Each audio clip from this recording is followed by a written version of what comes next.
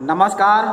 आप सभी प्रशिक्षुओं का Sai college of teachers training ओनामा के इस ऑनलाइन क्लास में स्वागत है। आज के क्लास में हम बात करेंगे डीएलएड प्रथम वर्ष के पेपर कोड F11 के यूनिट 4 से। आप सभी को ज्ञात होगा, आपके पेपर कोड F11 में आप सभी को पढ़ना है आर्ट इंटीग्रेटेड एजुकेशन, यानी कि कला समेकित शिक्षा।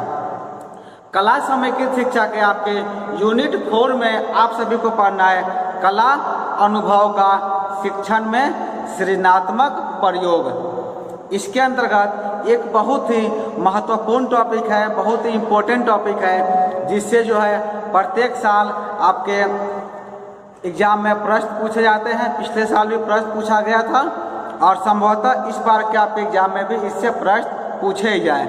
वो आपका टॉपिक है सीखने और सिखाने में कला अनुभव के प्रभावी समावेश हेतु शिक्षक एवं विद्यालय की भूमिका। बहुत आपका लंबा टॉपिक है। टॉपिक का नाम है सीखने और सिखाने में कला अनुभव के प्रभावी समावेश हेतु शिक्षक एवं विद्यालय की भूमिका। इस टॉपिक को आप इंग्लिश में बोल सकते हैं role of teacher and school for effective inclusion of art experience in learning and teaching, जो कि आपके बोर्ड पर भी लिखा हुआ, आप चाहे तो लिख सकते हैं। टॉपिक में आप लिखेंगे role of teacher and school. यहाँ पर आपको ध्यान देना है, आपका रोल पूछा जा रहा है, यानी कि आपकी भूमिका पूछी जा रही है। कहाँ पूछी जा रही है भूमिका आपकी? टीचर एंड स्कूल, इन दोनों की भूमिका पूछी जा रही है for effective of art experience in learning and teaching, यानी कि लर्निंग एंड टीचिंग में आपके आर्ट एक्सपीरियंस की टीचर और विद्यालय की क्या भूमिका होनी चाहिए, इसके बारे में आपको पूछा जा रहा है। इसके बारे में इस टॉपिक में आपको बात करेंगे, इस टॉपिक में हम लोग चर्चा करेंगे, यानी कि सीखने और सिखाने में लर्निंग एंड टीचिंग ये क्या है? सीखने और सिखाने की प्रक्रिया है। यदि हम आपको पढ़ा रहे हैं तो क्या कर रहे हैं? आपको सिखा भी रहे हैं और हम सीख भी रहे हैं, दोनों कार्य यहाँ पर चल रहा है। तो सीखने और सिखाने में जो कला अनुभव के जो आर्ट एक्सपीरियंस के जो प्रभावी होते हैं, प्रभावी समावेश हेतु शिक्षक एवं विद्यालय की क्या भूमिका होनी चाहिए, इसके बारे में हम आज के क्लास में चर्चा करेंगे। आज इस टॉपिक में चर्चा करेंगे। सबसे पहले आप सब हेडिंग देंगे। पहले आपको लिख लेना है जो मेन आपका मेन शीर्षक है, जिस पर आज का वीडियो केंद्रित है और आज के क्लास में हम चर्चा करने वाले हैं। क्योंकि आपका जो टॉपिक है role of teacher and school for effective of art experience in learning and teaching, ये टॉपिक आपका लंबा है, इसीलिए हमने इस वीडियो का निर्माण 3 भागों में किया है और ये पहला भाग है। पहला भाग आप पूरा देखेंगे, इसके बाद दूसरा और तीसरा भाग भी देखेंगे, जो कि अपलोड किया जा चुका है सेम सेक्शन में। तो सबसे पहले आप हेडिंग देंगे सीखने और सिखाने में कला अनुभव के प्रभावी समावेश हेतु शिक्षक एवं विद्यालय की भूमिका। इसके बाद आप इंग्लिश में जो टॉपिक है वो लिख लेंगे। इसके बाद आपको, क्योंकि मैंने कहा कि ये लंबा टॉपिक है और इसे हम लोग 3 भागों में बांट कर पढ़ेंगे, तो पहले भाग में आपको हेडिंग देना है role function and quality of the teacher, यानी कि शिक्षक की भूमिका, कार्य एवं गुण।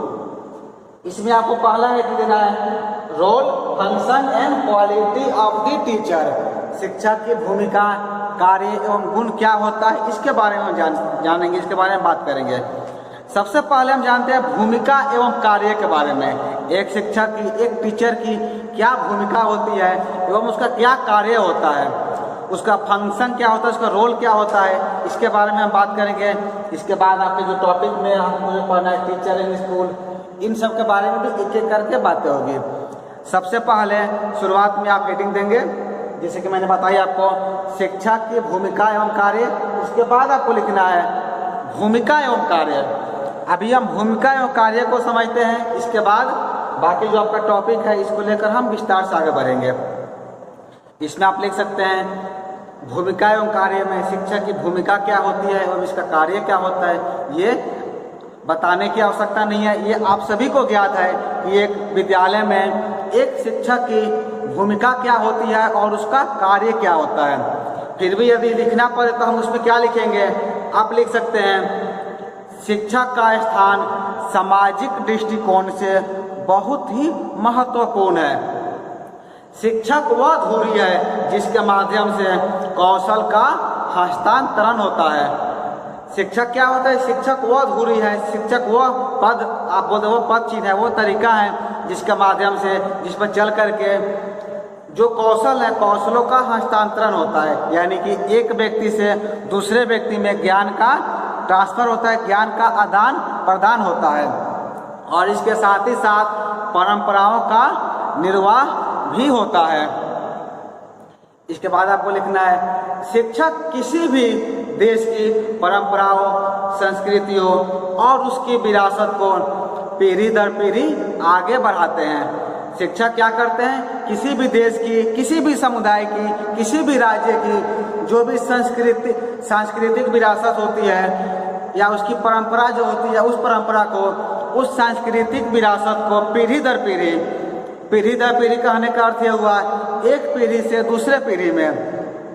जैसे कि आप यूँ समझ सकते हैं, आपके दादाजी की एक पीढ़ी हो गई, फिर आपके पापा हुए, फिर आप हुए, फिर आपके जो बच्चे होंगे, तो ये क्या हुआ? पीढ़ी दर पीढ़ी चल रही है। यानी कि आप सभी भी कहते होंगे, आपके पिताजी भी कहते होंगे ये इनसे हम पढ़े हैं, इनसे आप पढ़ रहे हैं, आपके वो गुरु रह चुके हैं या आपके पापा के गुरु रह चुके हैं। तो क्या होता है? शिक्षक क्या करते हैं? पीढ़ी दर पीढ़ी सब चीज़ों को आगे बढ़ाते हैं, ज्ञान को बांटते रहते हैं। भारत, तो हमको यहाँ पर एक बहुत ही बेहतर स्लोगन याद आ रहा है जो कि भारत के भूतपूर्व राष्ट्रपति डॉक्टर राधाकृष्णन ने शिक्षकों के संबंध में कहा है। आप सभी जानते होंगे भारत के राष्ट्रपति थे डॉक्टर राधाकृष्णन, जिनके जन्मदिन के अवसर पर शिक्षक दिवस भी मनाया जाता है। उनका एक बहुत ही सुनहरा स्लोगन है, उन्होंने शिक्षक के बारे में कहा है, शिक्षकों के संबंध के बारे में कहा है। वो कहते हैं शिक्षक राष्ट्र के कल्याण और भविष्य के धरोहर के रक्षक होते हैं। राधाकृष्णन ने टीचरों के बारे में क्या कहा है? वो कहते हैं शिक्षक जो है क्या होते हैं? राष्ट्र के कल्याण और भविष्य के धरोहर के रक्षक होते हैं। यहाँ पर एक और कोटेशन मुझे याद आ रहा है जो हम आप सभी के बीच साझा करना चाहेंगे। वो कोटेशन है हुमायूं कबीर जो थे वो कहते हैं शिक्षक जो है राष्ट्र के भाग्य के निर्णायक हैं। हुमायूं कबीर के शब्दों में हुमायूं कबीर कहते हैं शिक्षक क्या होते हैं? शिक्षक जो है किसी भी राष्ट्र के भाग्य के निर्णायक होते हैं।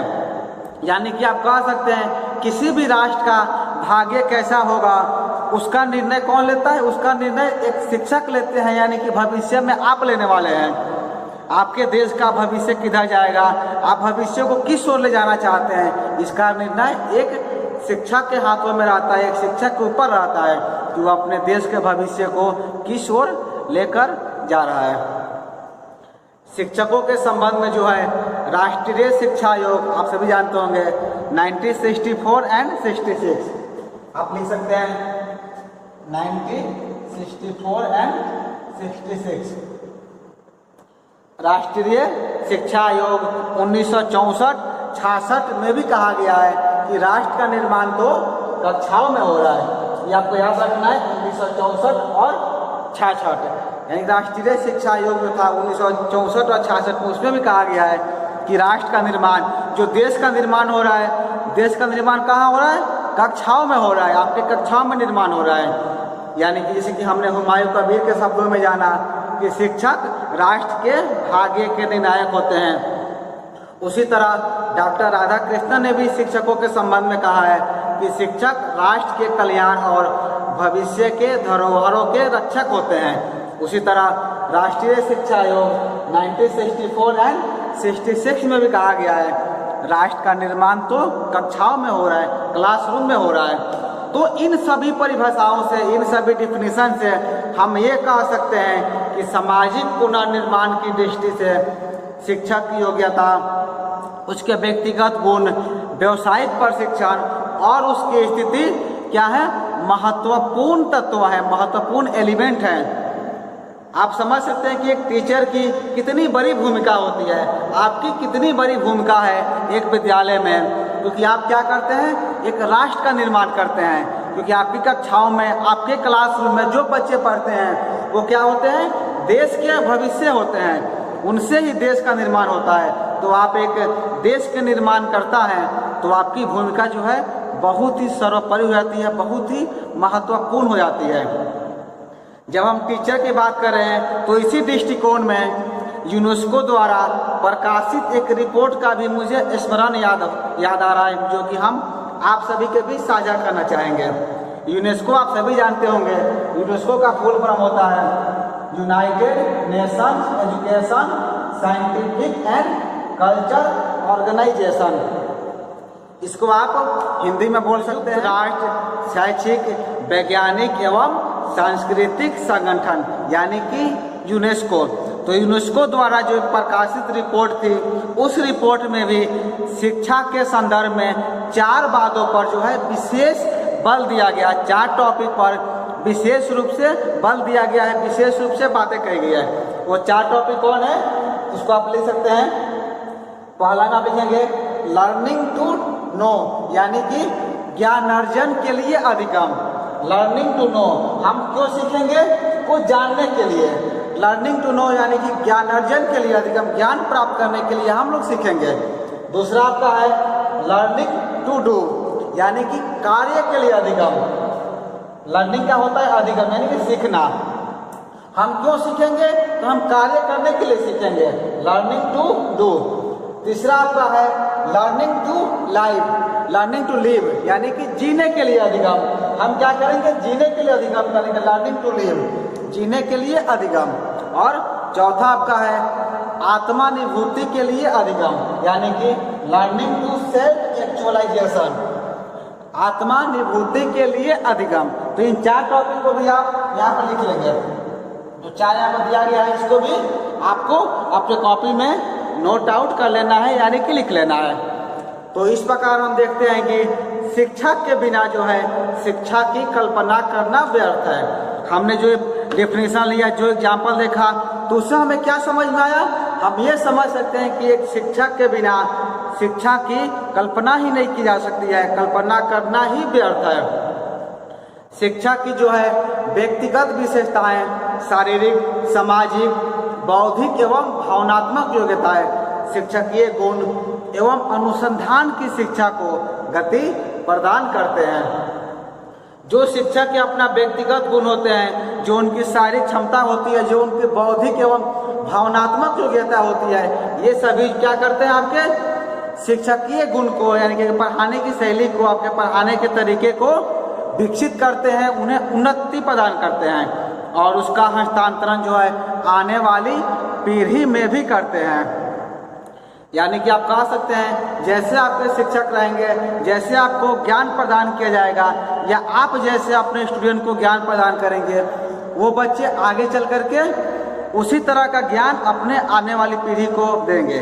इसीलिए आप क्या करें, जो भी आपको महाविद्यालय से जो भी वीडियो प्रदान किए जाते हैं, उन सभी को आप ध्यानपूर्वक देखें, समझें और अपनी परीक्षा में बेहतर प्रदर्शन करें। और जब आपको पढ़ाने का मौका मिले, विद्यालय में भेजा जाए, तो वहाँ पर भी आप पूरे मन के साथ, पूरे तन्मयता के साथ अपना कार्य संपादित करें। क्योंकि हमने यूनेस्को का डिफिनीशन देखा, हमने हुमायूं कबीर के शब्दों में जाना और राष्ट्रीय शिक्षा आयोग 1964-96 के बारे में भी जाना, जिसमें कहा गया है कि राष्ट्र का निर्माण तो कक्षाओं में हो रहा है, आपकी कक्षा में हो रहा है, आपके क्लासरूम में हो रहा है। तो जब आपके क्लासरूम में एक देश का निर्माण हो रहा है, तो आप समझ सकते हैं कि आपकी कितनी बड़ी भूमिका है।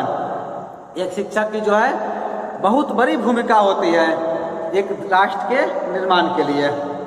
अतः हम कह सकते हैं कि एक शिक्षक की भूमिका, कार्य एवं दायित्व जो है कि सूची जो है बहुत ही लंबी है। क्योंकि मैं आपका टॉपिक किया है रोल ऑफ टीचर, तो शिक्षक की क्या भूमिका होती है, शिक्षक का क्या रोल होता है, इसको यदि हम परिभाषित करें तो हम 2-4 शब्दों में या 2-4 वाक्यों में इसे परिभाषित नहीं कर सकते हैं। इसकी परिभाषा क्या है, बहुत ही लंबी है। शिक्षा के दायित्वों की परिभाषित, जब इसको हम परिभाषित करेंगे, शिक्षक के दायित्वों को, शिक्षक के कार्य को एवं शिक्षकों की भूमिका को, तो इसके लिए हमें 3-4 टॉपिक को लेकर समझना होगा। तो चलिए एक एक करके हम उन सभी चीज़ों पर बात करते हैं कि एक शिक्षक की भूमिका, कार्य एवं दायित्व क्या क्या होते हैं। आप यहाँ पर लिख सकते हैं, शिक्षक की भूमिका, कार्य एवं दायित्वों को हम निम्नलिखित रूप में समझ सकते हैं। कुछ रूप की हम यहाँ चर्चा कर लेते हैं आपके इस क्लास में, क्योंकि आपको पता होना चाहिए कि आपका दायित्व क्या है, आपका कार्य क्या है। सबसे पहले आप लिखेंगे, नंबर 1 हेडिंग देंगे, उसमें आपको लिखना है विद्यालय संगठन में शिक्षक की भूमिका एवं कार्य। जो आपका विद्यालय है, विद्यालय के संगठन में आपकी भूमिका क्या होनी चाहिए और आपका कार्य क्या होना चाहिए, इसके बारे में हम जानेंगे, इसके बारे में बात करेंगे। तभी आप लिखेंगे अपने कॉपी में, विद्यालय संगठन में शिक्षक की भूमिका एवं कार्य। इसमें आपको लिखना है विद्यालय संगठन में, विद्यालय संगठन यानी कि स्कूल ऑर्गेनाइजेशन, विद्यालय संगठन में शिक्षक की भूमिका एवं कार्य अत्यंत महत्वपूर्ण है। महत्वपूर्ण कैसे है कि क्योंकि कक्षा के छात्रों से संपर्क का उत्तरदायित्व शिक्षकों का ही होता है। क्लासरूम में जो बच्चे हैं, उन बच्चों के मनोभावों को समझना, उनको परख करना, ये काम किसका होता है? ये काम एक शिक्षक का होता है। जैसे आप सभी भी महाविद्यालय आते हैं तो आपकी जो समस्याएं होती है, आप किसे कहते हैं? शिक्षक को ही कहते हैं, यानी कि अपने क्लास टीचर को कहते हैं, या अपने प्रिंसिपल को कहते हैं, अपने प्राचार्य को कहते हैं। तो जो भी कक्षा के छात्रों की जो समस्या होती है, उनसे संपर्क करने का जो उत्तरदायित्व होता है, वो किस पर जाता है? शिक्षक पर जाता है, यानी कि आप सभी पर जाता है, क्योंकि आप सभी भविष्य में एक बेहतर शिक्षक बनने वाले हैं। तो इसलिए कहा गया है कि शिक्षा की वह आधार है जो विद्यालय प्रबंध को, यानी कि स्कूल मैनेजमेंट को गतिमान रखता है। स्कूल का जो मैनेजमेंट सिस्टम है, स्कूल चलता कैसे है? एक शिक्षक के चलते ही चलता है। शिक्षक क्या होता है? महत्वपूर्ण कार्य अदा करता है क्लासरूम में छात्रों से संपर्क स्थापित करने का। इसमें यदि शिक्षकों की योग्यता सही नहीं हो तो क्या होगा? वो संपर्क स्थापित बेहतर तरीके से नहीं हो पाएगा, और जो विद्यालय प्रबंध है वो गतिमान भी नहीं रह सकता है। इसमें आपको आगे लिखना है, शिक्षक वह कार्य है जो शिक्षक, शिक्षार्थी, प्रबंध और अभिभावकों के मध्य भी संबंध स्थापित करता है। हमने यहाँ देखा शिक्षक का काम क्या होता है? क्लासरूम में संपर्क स्थापित तो करता ही है, और साथ ही साथ जो भी बच्चों के अभिभावक होते हैं, जो भी मैनेजमेंट के लोग होते हैं, उन सभी के बीच भी वो संबंध स्थापित करता है।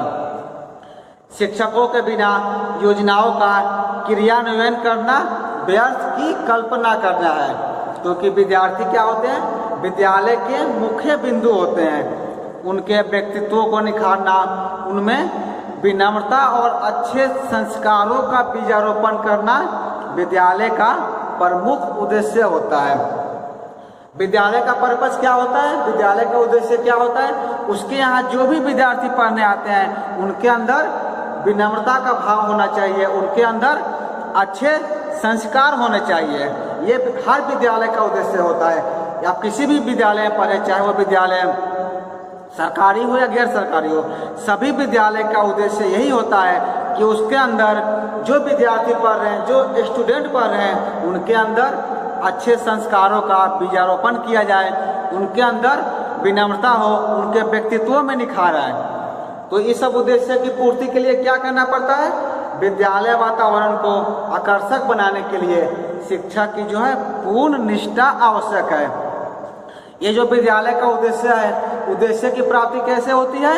एक शिक्षक के द्वारा होती है। यदि शिक्षक अपने कार्य को बेहतर तरीके से नहीं करता है, तो जो विद्यालय के जो ये उद्देश्य है, ये उद्देश्य की पूर्ति नहीं हो सकती है। यदि आप भी शिक्षक बनने के बाद से अपने कार्य को, अपनी भूमिका को नहीं पहचानते हैं, तो जो विद्यालय का उद्देश्य होता है वो उद्देश्य पूरा नहीं होता है। तो हम यहाँ देख पा रहे हैं कि अतः आप लिख सकते हैं, अतः विद्यालय संगठन में शिक्षक की भूमिका एवं कार्य अत्यंत महत्वपूर्ण है। शिक्षक की जो भूमिका और कार्य क्या है? बहुत महत्वपूर्ण है। क्यों महत्वपूर्ण है? क्योंकि विद्यालय का जो मुख्य उद्देश्य होता है, उस उद्देश्य की पूर्ति एक शिक्षक के द्वारा ही की जाती है। जब इतना बड़ा दायित्व आपके ऊपर है तो आप सभी का एक कर्तव्य बनता है कि आप अपने दायित्वों को अच्छे से पालन करें। चलिए पहले टॉपिक में, पहले यूनिट में हमने जाना विद्यालय संगठन में शिक्षक की भूमिका एवं कार्य। इसके बाद दूसरा हेडिंग आपको देना है, दूसरे नंबर आप लिखेंगे प्रशासनिक अधिकारियों से संबंध स्थापना में शिक्षक की भूमिका एवं कार्य। दूसरे में आप लिखेंगे प्रशासनिक अधिकारियों से संबंध स्थापना में शिक्षक की भूमिका एवं कार्य। जैसा कि आप सभी जानते होंगे, शिक्षक जो है विद्यालय प्रणाली का एक बहुत ही महत्वपूर्ण भाग होता है, महत्वपूर्ण अंग होता है, जैसा कि हमने इस टॉपिक के यूनिट फर्स्ट में जाना है। तो इसमें आपको लिखना है शिक्षक की राष्ट्रीय एवं विद्यालय संबंधी नीतियों के निर्धारण और क्रियान्वयन में इसकी भूमिका जो है बहुत ही महत्वपूर्ण होती है। यह शिक्षक ही होते हैं जो भावी पीढ़ी को उन नीतियों के अनुरूप तैयार करते हैं जो कि अधिकारियों द्वारा निर्धारित की गई होती है।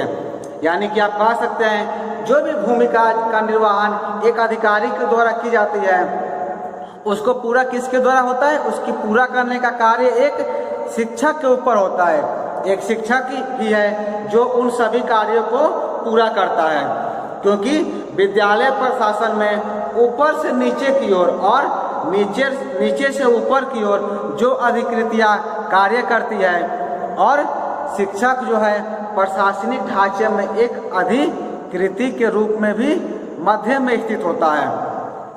शिक्षक कहाँ स्थित है? शिक्षक एक मध्य में रहता है, यानी कि जो नीचे स्तर के जो लोग होते हैं और जो ऊपर स्तर के लोग होते हैं उन दोनों के बीच में मध्यांतर करने का कार्य करने का कार्य, सूचनाएं का आदान प्रदान करने का कार्य किसके द्वारा होता है? एक शिक्षक के द्वारा संपन्न होता है, क्योंकि शिक्षक क्या होता है? दोनों के मध्य में स्थित होता है।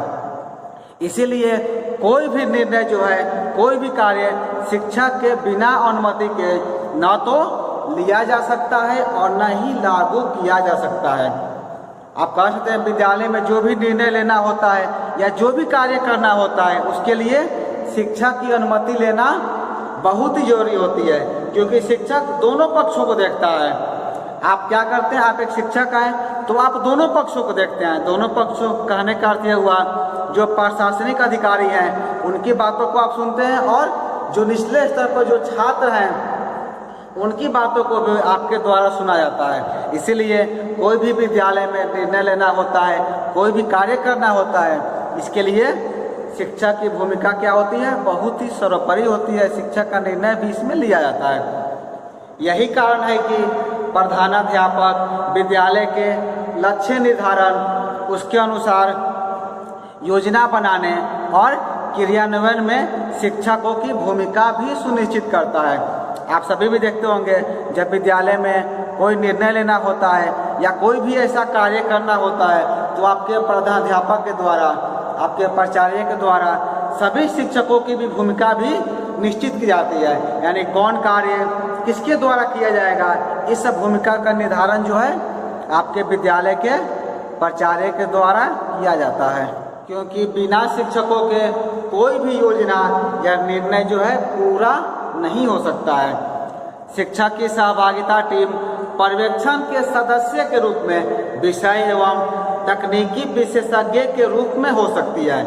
अतः प्रशासनिक अधिकारियों के संबंध में शिक्षकों की भूमिका जो है बहुत ही महत्वपूर्ण होती है। इस टॉपिक में हम समझ रहे थे प्रशासनिक अधिकारी के साथ शिक्षकों की भूमिका क्या होती है। हमने यहाँ जाना शिक्षक कहाँ होते हैं? एक मध्यांतर में स्थित होते हैं जो दोनों पक्षों को देखते हैं। यानी कि आप कह सकते हैं कि वो बच्चों की बातों को सुनते ही है और साथ ही साथ जो प्रशासनिक अधिकारी हैं उनके बातों को भी सुना जाता है और जो भी नियम, जो भी कार्य वो लागू करते हैं उनके द्वारा, शिक्षकों के द्वारा विद्यार्थियों को दिया जाता है और विद्यार्थियों से पालन कराया जाता है। इसके साथ ही साथ कोई भी निर्णय लेना होता है उन सभी में भी शिक्षकों की भूमिका बहुत ही महत्वपूर्ण होती है। इसीलिए शिक्षकों को जो है टीम पर्यवेक्षण के सदस्य के रूप में भी इन्हें नामित किया गया है और इन्हें रखा जाता है।